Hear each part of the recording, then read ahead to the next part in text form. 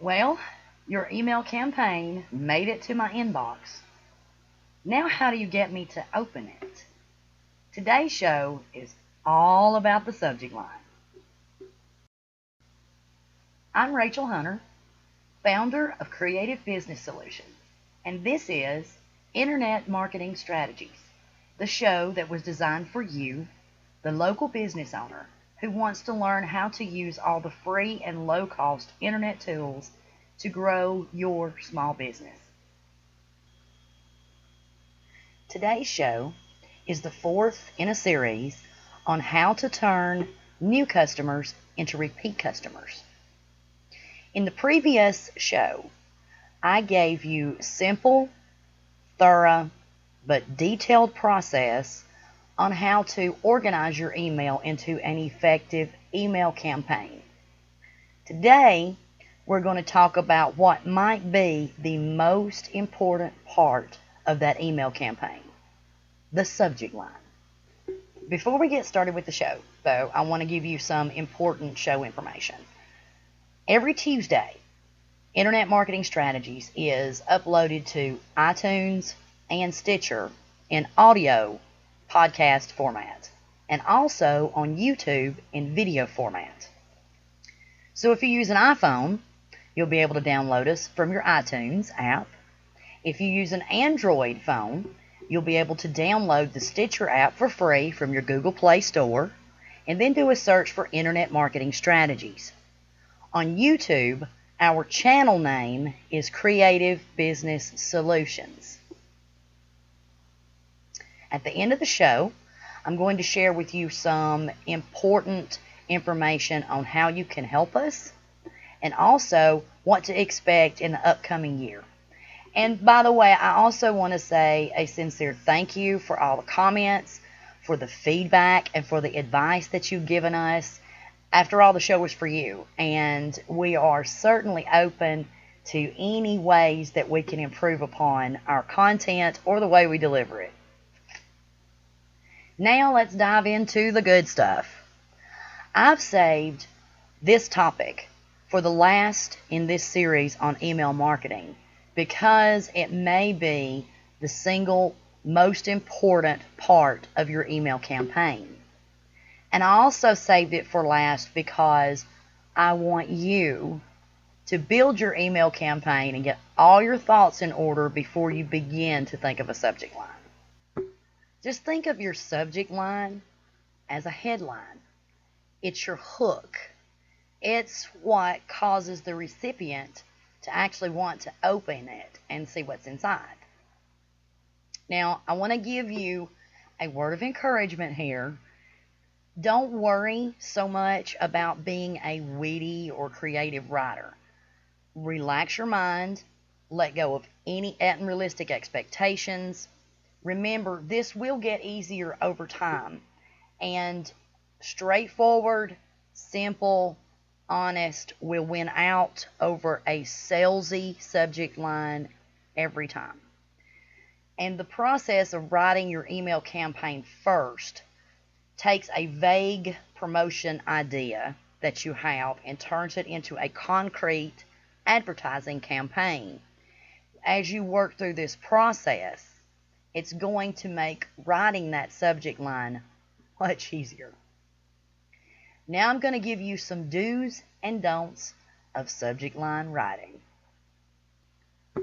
Just think of your subject line as a headline. It's your hook. It's what causes the recipient to actually want to open it and see what's inside. Now, I want to give you a word of encouragement here. Don't worry so much about being a witty or creative writer. Relax your mind. Let go of any unrealistic expectations. Remember, this will get easier over time. And straightforward, simple, honest will win out over a salesy subject line every time. And the process of writing your email campaign first takes a vague promotion idea that you have and turns it into a concrete advertising campaign. as you work through this process, it's going to make writing that subject line much easier.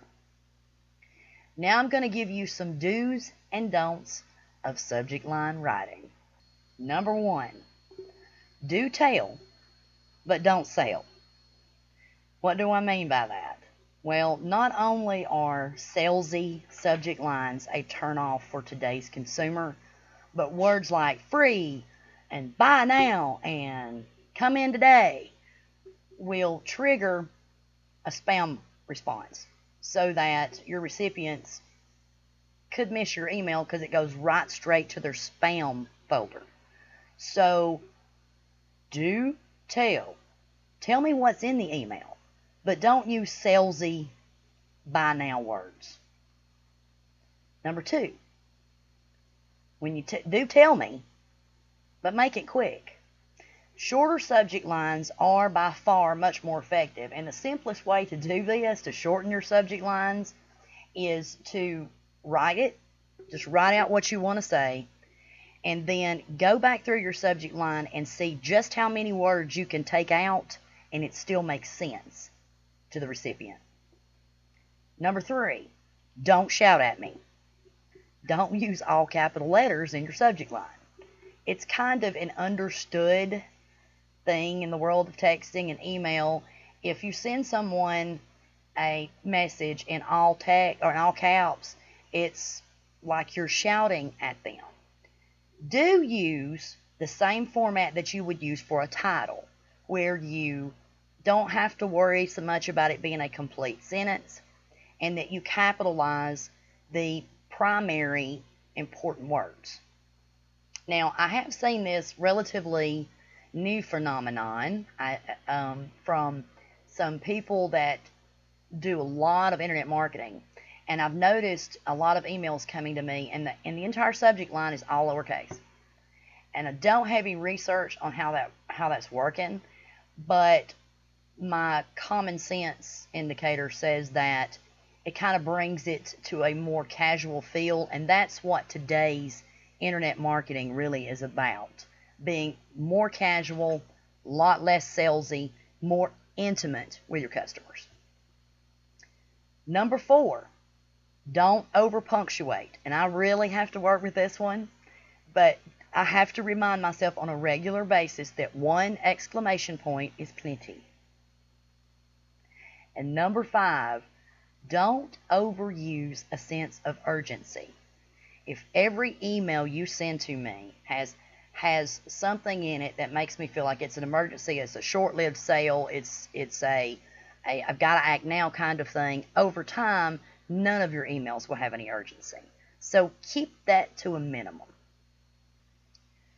Based on my experience in working with local business owners like you, there are 3 top ways or formats that you can use when you are writing your email subject lines. Number 1 is start your subject line with how to. For example, how to turn new customers into repeat customers. A how to can also get your mind going, thinking about what products or services you offer now that you could create a how to video or article for. And just to educate the people about what you offer. Number 2, ask a question. Example, what is the number 1 way to increase repeat business? And number 3, refer to a list, such as 10 strategies that improve customer loyalty. What a list does is it lets the recipient know what to expect.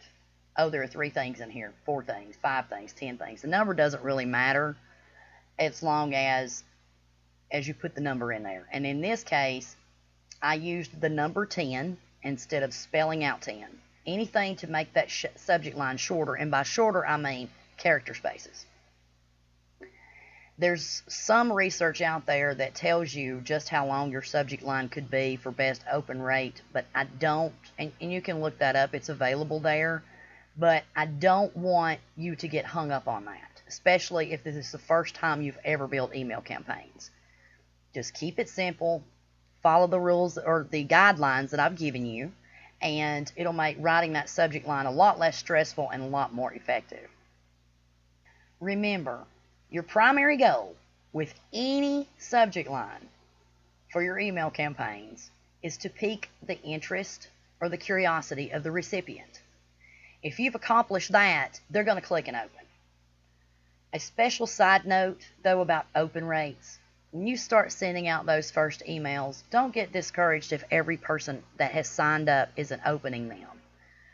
We know that there are times when, even though we love your store, we're not in the market for what you're offering right now, but we want to keep seeing those emails. And as soon as you come across with a subject line about something you have that I want, I'm going to open that email and I'm going to act on it. Now, this brings us to the end of our series on email marketing. There's a lot more I can teach you about effective email campaigns and email marketing in general, but I want to save that for a more in-depth training program later on. And at the end of the show, I'll tell you what you can look forward to from Internet Marketing Strategies in the upcoming 12 months. Right now, I need something from you. I need your support to be able to continue producing quality content for local business owners like yourself. And there are 3 little simple ways that you can help. Number 1, subscribe. Subscribe. Subscribe. On iTunes, Stitcher, YouTube, there's a subscribe button. All you got to do is click it. Number 2, on iTunes and Stitcher, you can take it one step further and give us a positive rating. If you enjoy these video podcasts, audio podcasts, then by all means give us a good rating.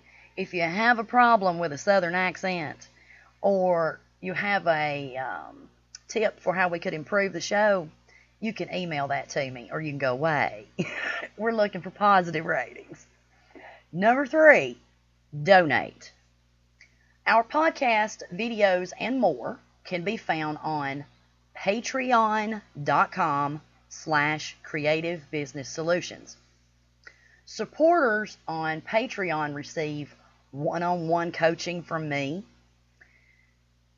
internet marketing tools, evaluations of their websites, social media accounts, and much more.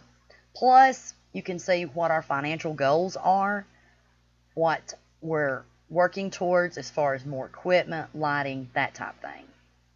So, supporting Internet Marketing Strategies is simple as 1, 2, or 3. Subscribe, rate, and donate. Now, here are just a few of the topics that I will be covering in the upcoming months. Things like social media marketing. We'll cover some of the social media in pretty in-depth.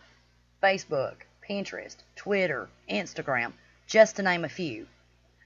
Online stores. Could you benefit from selling online? That type of thing.